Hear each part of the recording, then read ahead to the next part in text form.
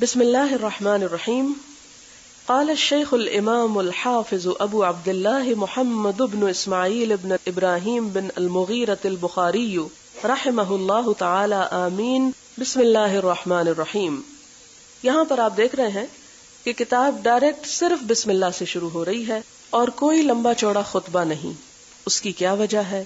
اس کی وجہ یہ ہے کہ امام بخاری رحمت اللہ علیہ آپ صلی اللہ علیہ وسلم کی احادیث پر اپنی بات کو کوئی اہمیت نہیں دیتے تھے اور اپنی طرف سے کچھ نہیں کہا. ڈائریکٹ احادیث کی روایت شروع کر دی، یعنی حدیث رسول صلی اللہ علیہ وسلم کو مقدم رکھا اپنی بات پر. بسم اللہ سے کیوں ابتدا کی؟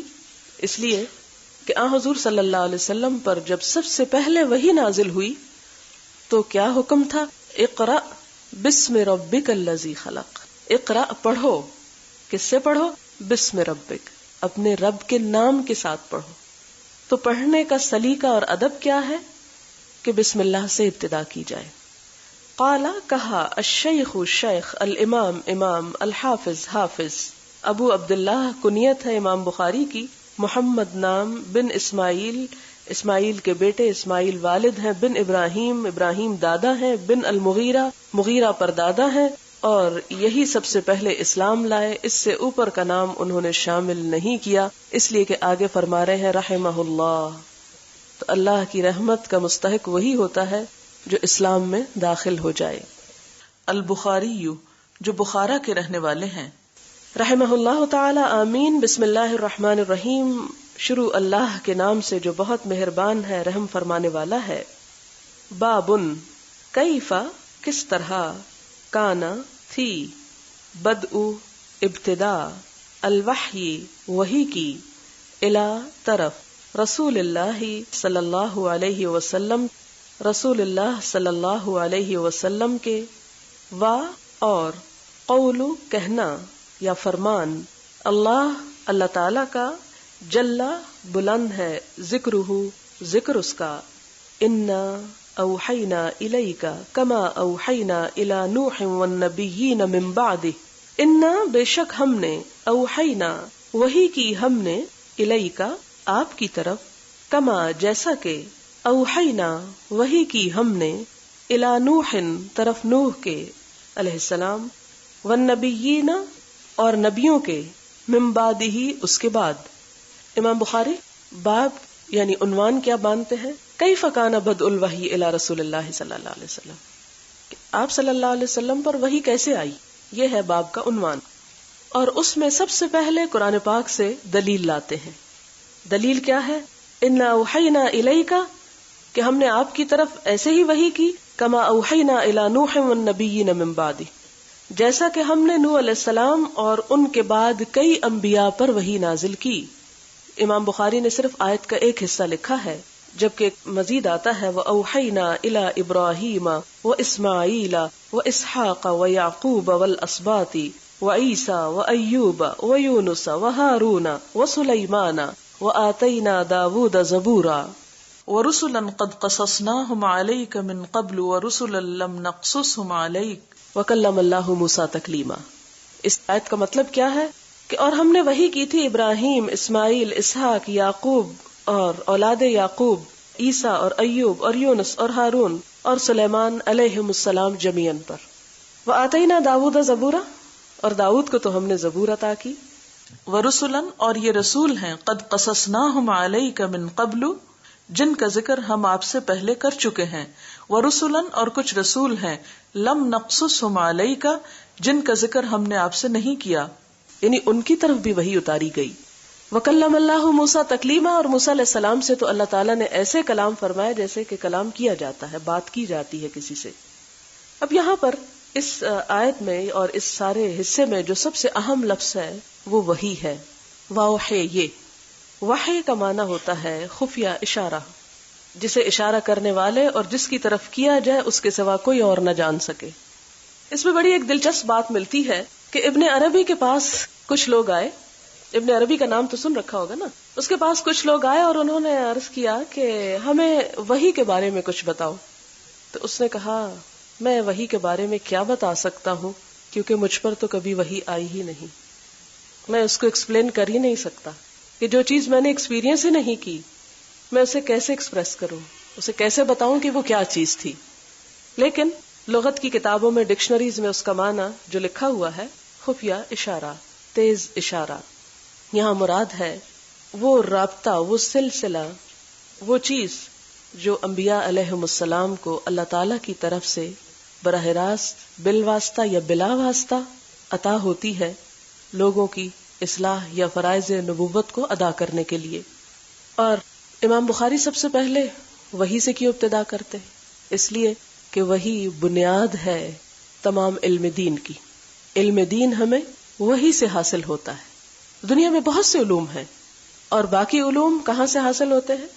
عقل سے، تجربے سے، مشاہدے سے، تاریخ سے، ماضی سے، حال کے تجربات سے، تخیلات سے. لیکن دین کا علم، اس میں نہ عقل کو دخل ہے، نہ تجربات کو دخل ہے، نہ اسی قسم کی کسی اور چیز کو. اس کا سارا انحصار وحی پر ہے. اور اسی لیے وحی کے آنے کا طریقہ جاننا اور وحی کے بارے میں معلومات ہونا بڑا ضروری ہے. وحی کی دو اقسام ہیں، ایک وحی مطلوع جس کی تلاوت کی جاتی ہے، اس سے مراد قرآن ہے، اور دوسری قسم وحی غیر مطلوع. وحی غیر مطلوع جس کی تلاوت نہیں ہوتی، وہ آپ صلی اللہ علیہ وسلم کے دل میں ڈالی گئی اور آپ نے مختلف مواقع پر اس کے مطابق یا تو بول کر لوگوں کی ترشید کی، یا ان کو ہدایت دی، یا ان کو بات سمجھائی، یا پھر اپنے عمل سے کر کے بتائی، یا ان کی کسی بات کو پسند یا ناپسند کیا، یا آپ نے اپنی ساری زندگی میں جو کچھ اعمال کیے ان سب پر مشتمل ہے. پھر ہم دیکھتے ہیں کہ وحی کا سلسلہ صرف آپ کے ساتھ نہیں ہوا بلکہ تمام انبیاء کے ساتھ ہوا. دیگر لوگوں کو جیسے اولیاء اللہ وغیرہ کو جو اشارات ہوتے ہیں اس کو وحی نہیں کہا جاتا، اس کو الہام بولا جاتا ہے. ہم حدیث پر آتے ہیں، حدثنا الحمیدی، حدثنا بیان کیا ہم سے. آپ کتاب میں دیکھیں گے کہ کبھی لفظ آئے گا حدثنا، کبھی آئے گا اخبرنا، کبھی آئے گا قرأ علینا، کبھی آئے گا سمعت، کبھی آئے گا عن.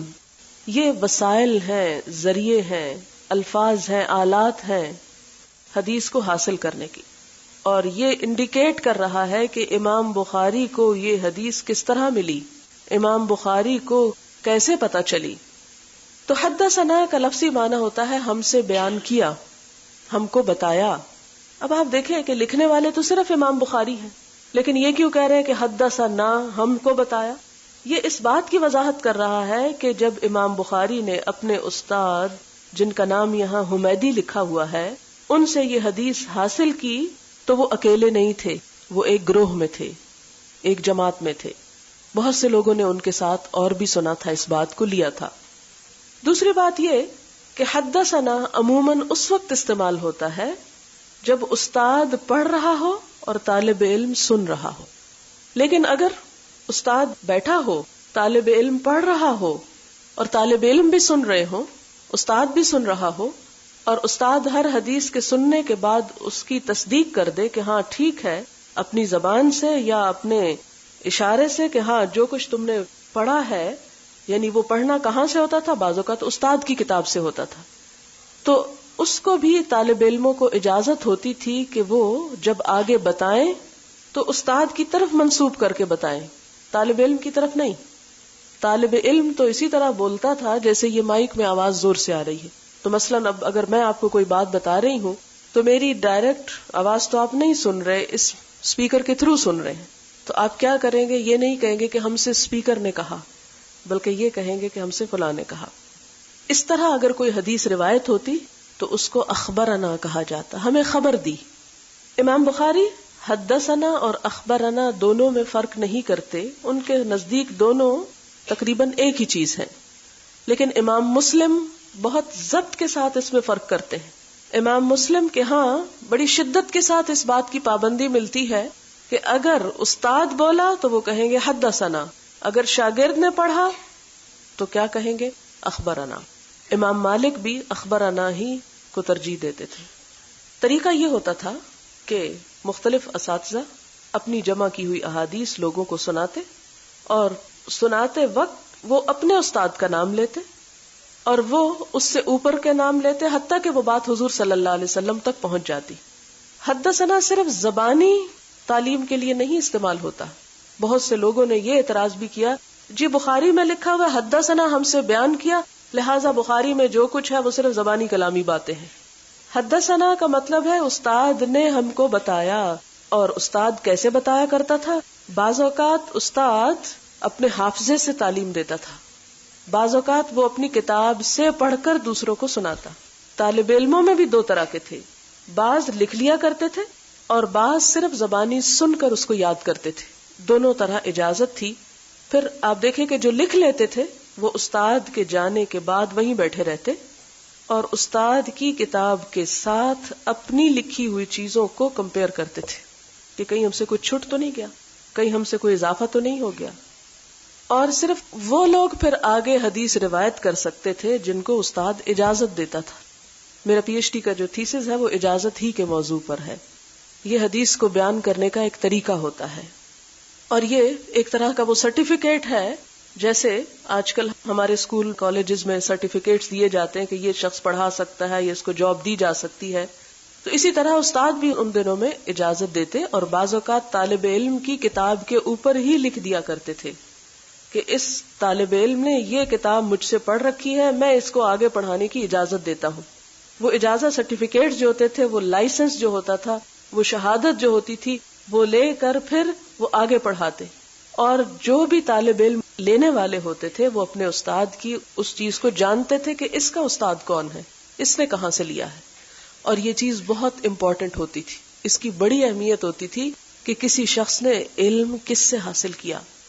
اور یہی وجہ ہے کہ وہ لوگ علم کی خاطر سینکڑوں میل اور ہزاروں میل کا سفر کیا کرتے تھے.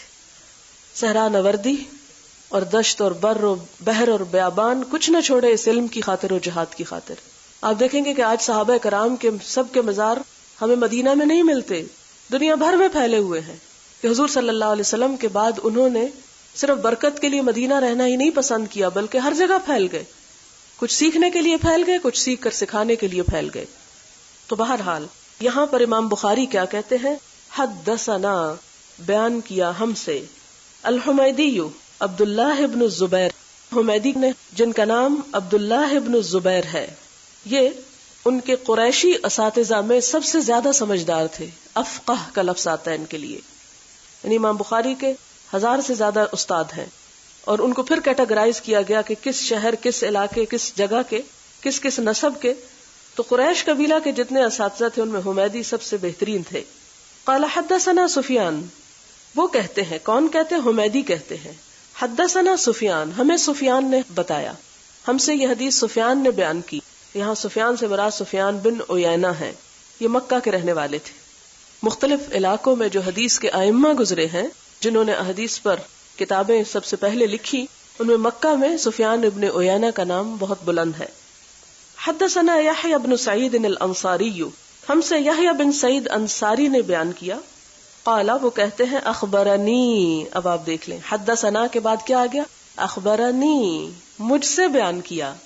یعنی جب میں نے ان سے یہ حدیث لی تو میں اکیلا تھا. کس نے بیان کیا؟ محمد ابن ابراہیم التیمی. یہ محمد بن ابراہیم تیمی جو ہیں تابعین میں سے ہیں. انہ سمع، کہ انہوں نے سنا تھا. سمع یعنی یہ حدیث سن کر لی، کتاب سے نہیں لی صرف. یعنی اس دور میں صرف لکھا ہوا علم قابل قبول نہیں ہوتا تھا.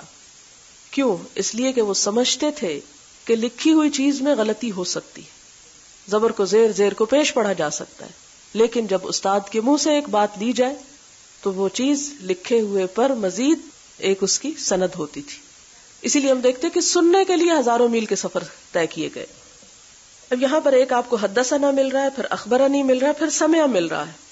کیا امام بخاری کے لیے کافی نہیں تھا کہ وہ کہتے کہ وہ حضور صلی اللہ علیہ وسلم نے فرمایا اور آگے حدیث بیان کر دیتے؟ نہیں. اس سے آپ اندازہ لگائیں کہ تحقیق کس طرح ہوئی اور کتنے پریسائز انداز میں ہوئی کہ اس چیز کو بھی نہیں بدلا انہوں نے. یعنی سب جگہ یہ ہو سکتا تھا حدثنا حدثنا حدثنا، نہیں، جہاں حدثنا ہے اس سے کیا پتا چلتا ہے کہ کس نے کس سے کس طریقے سے لی.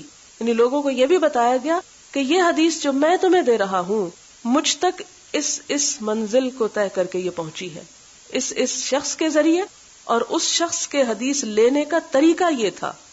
انہ سمع علقمۃ، علقمہ کے بارے میں آتا ہے کہ صحابی تھے، علقمۃ ابن وقاص اللیثی یقول، وہ کہتے ہیں سمعت، میں نے سنا، عمر ابن الخطاب، عمر بن خطاب کو، رضی اللہ عنہ، اللہ ان سے راضی ہو جائے، علی المنبری. اب یہاں یہ بھی بتاتے ہیں کہ کہاں سنا، کس جگہ تھے وہ، منبر پر تھے، یعنی لوگوں کو خطبہ دے رہے تھے. اب آپ دیکھیں کہ خطبہ جب انسان دیتا ہے تو وہ اکیلا تو نہیں سن رہا ہوتا، ایک شخص خطبہ تو دیا ہی اس وقت جاتا ہے جب بہت سارے لوگ سننے والے ہوں. اس لیے جب وہ یہ کہتے ہیں نا میں نے سنا، تو اس کا مطلب یہ ہے کہ سن کے بیان تو وہ اکیلے کر رہے ہیں. ایسی حدیث جس کا ایک راوی ہو، اس حدیث کو کیا کہا جاتا ہے؟ غریب. غریب کہا جاتا ہے. غریب یہ نہیں کہ اس کے پاس پیسے نہیں، مفلس ہے، اس معنی میں غریب نہیں. غریب غربت اور غرابت کا مطلب ہے تنہا روایت کرنے والا ہے وہ تنہا روایت کرنے والا، لیکن چونکہ ممبر پہ سنا اس لیے بہت سے صرف کنفرم کرنے والے تھے. مثلاً آپ دیکھیں کہ آپ میں سے اگر ایک شخص پورے وفد کی طرف سے بولتا ہے اور وفد اس کے خلاف کچھ نہیں کہتا، تو اس کا مطلب کیا ہے کہ وہ سارے اس کے ہم نوا ہیں، کیونکہ ہر شخص تو نہیں بول سکتا. اگر سب بولیں گے تو بات سمجھ میں نہیں آئے گی. لہٰذا اس حدیث کو اس سند کے ساتھ روایت کرنے والے کون ہیں؟ علقمہ ہیں، ان سے محمد بن ابراہیم ہے، ان سے یحییٰ ہے، ان سے سفیان ہے، ان سے حمیدی ہیں، اور حمیدی سے بخاری نے لیا. منبر پر تھے، کیا فرما رہے تھے؟ سمعت، میں نے سنا، رسول اللہ صلی اللہ علیہ وسلم، رسول اللہ صلی اللہ علیہ وسلم سے، یقول، آپ فرماتے تھے، کیا؟ انما، بے شک، الاعمال، اعمال، بالنیات، ساتھ نیتوں کے ہیں، وانما، اور بے شک، لکل امرئ، لکل واسطے ہر، امرئ انسان کے، ما نوا جو اس نے نیت کی، ہر انسان کے لیے وہی ہے جو اس نے نیت کی. فمن، تو جو کوئی، کانت ہوئی یا تھی، ہجرتہ، ہجرت اس کی، الا دنیا، دنیا کی طرف یا دنیا کی خاطر، یصیبھا کہ حاصل کرے اس کو، او یا الا امرأۃ کسی عورت کی طرف، ینکحھا نکاح کرے اس سے، فہجرتہ تو ہجرت اس کی، الا طرف، ما جو، ہاجرہ اس نے ہجرت کی، الیہ طرف اس کے، تو اس کی ہجرت اسی چیز کی طرف ہے جس چیز کے لیے اس نے ہجرت کی. اب یہاں پر جو اہم ترین حصہ ہے حدیث کا، یا جو لب لباب ہے حدیث کا، یا جو کلمات ہیں آپ صلی اللہ علیہ وسلم کے، وہ کیا ہے؟ انما الاعمال بالنیات، اور آخر تک، الیہ تک. سب سے پہلے یہ دیکھا جائے گا کہ اعمال کیا ہوتے ہیں. اعمال انسان کے، اس کی سوچ، اس کا قول، اس کا فعل، اس کے دوسروں کے ساتھ معاملات، یہ تمام چیزیں اعمال میں شامل ہیں. کہ انسان جو کچھ بھی کرتا ہے، مثلاً کسی کے بارے میں کچھ سوچتا ہے تو جس نیت کے ساتھ سوچتا ہے، جو بولتا ہے جس نیت سے بولتا ہے، جو کرتا ہے جس نیت کے ساتھ کرتا ہے، اور پھر کرنے میں بہت سی چیزیں آ جاتی ہیں. کرنے میں بنیادی طور پر عبادات ہیں، تو یہاں اعمال سے مراد عبادات ہیں خصوصاً، اور عموماً تمام اعمال جن کا تعلق انسان کی زندگی کے کسی بھی گوشے سے ہو. پھر آپ دیکھیں کہ عبادات اور عادات آپ لکھ لیجئے، خصوصاً کے لیے عبادات اور عموماً کے لیے عادات، کہ ان کا انحصار، یعنی کس چیز کا؟ ان کی قبولیت کا انحصار، ان کی جزا اور سزا کا انحصار کس پر ہے؟ بالنیات، نیتوں پر ہے. نیات، نیت کی جمع ہے. نیت کا روٹ جو ہے نون واو یہ ہے. آپ نے قرآن پاک میں پڑھا ہوگا، ان اللہ فالق الحب والنوا، نوا کہتے ہیں گٹلی کو، کسی چیز کا اندر کا حصہ جو نظر نہ آئے باہر سے. حب دانے کو کہتے ہیں، دانا تو باہر سے بھی نظر آتا ہے، لیکن نوا پھل کے اندر ہوتی ہے، بالکل چھپی ہوئی گٹلی. اب گٹلی کا کیا کام ہوتا ہے؟ آپ دیکھیں کہ ایک پودے کا انحصار کس پر ہے؟ گٹلی پر ہے، بیج پر ہے. اسی طرح عمل ایک درخت ہے جس کی بنیاد نیت ہے. اور اس سے مراد کیا ہے؟ اصطلاح میں نیت کہتے ہیں قصد اور عزم دل کا کسی بھی کام کے کرنے کے لیے. عربی میں بولیں گے عزم القلب علی امر من الامور، کاموں میں سے کسی کام پر ارادہ کرنا وَإِنَّمَا لِكُلِّ امْرِئٍ مَّا نَوَىٰ، اور ہر شخص کے لیے وہی ہے. کیا وہی ہے؟ یعنی وہی جزا ہے، اتنی ہی جزا ہے، ویسی ہی جزا ہے. ما نوا، جو اس نے نیت کی. نوا یہاں فعل ہے. فمن کانت ہجرتہ الی دنیا، اگر کسی نے ہجرت اس لیے کی، اور ہجرت کا مطلب لفظی کیا ہوتا ہے؟ چھوڑ دینا. الخروج من ارض الی ارض، ایک زمین سے دوسری زمین پہ چلے جانا. اور اسلام میں ہجرت کس کو بولتے ہیں؟ دار الکفر سے دار الاسلام پہ چلے جانا، کفر کا گھر چھوڑ کے اسلام کی طرف چلے جانا. یہاں مراد حضور صلی اللہ علیہ وسلم کے دور میں جو لوگوں نے مکہ چھوڑ کر مدینے کا سفر اختیار کیا اس کو ہجرت کہا گیا. فمن کانت ہجرتہ، تو جس کی ہجرت کا مقصد کیا تھا؟ الی دنیا، دنیا کا کوئی مال کمانا، دنیا کے فائدے حاصل کرنا. یصیبھا، وہ پالے گا اس کو. ٹھیک ہے، یصیبھا یحصلھا، اسے پالے گا، یعنی دنیا مل جائے گی اس کو.